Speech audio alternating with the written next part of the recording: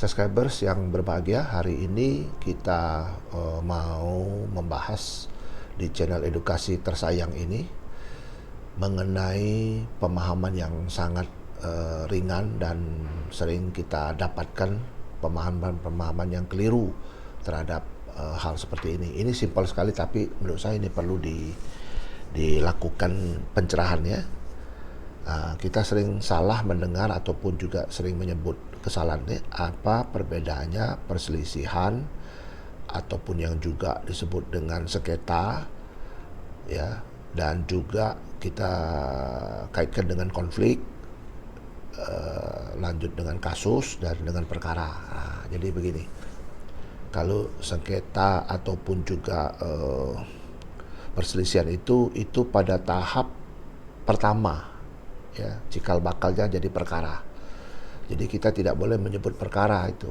Nah, kalau sudah perselisihan itu ataupun juga yang kita sebut dengan sengketa itu terus berlanjut, maka ini akan masuk ke area yang namanya konflik. Konflik bisa dua macam ya, konflik fisik yang kita sering tahu itu konflik orang ya, sama orang, person sama orang, sama perusahaan ya, perusahaan sama perusahaan, orang, pokoknya fisik lah ya, terjadi ya segala macam kejadian secara fisik ya, intinya gitu.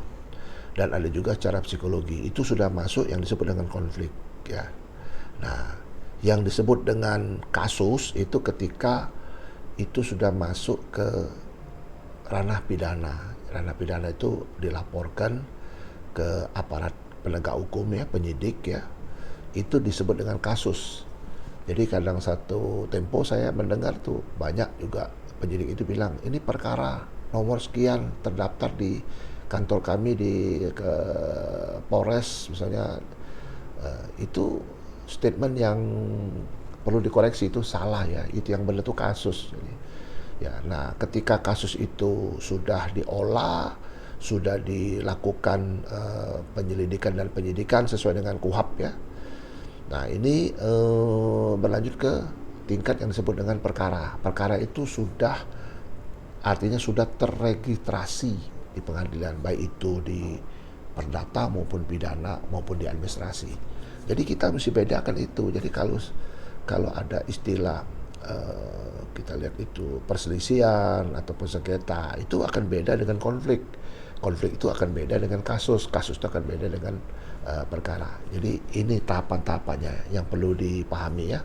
Ini sekedar mengedukasi ya kan, walaupun masalah-masalah ini sebenarnya ya tidak terlalu penting ya, tapi supaya ini benar pemahamannya dan juga benar pemahaman terhadap istilah-istilah dalam hukum ini.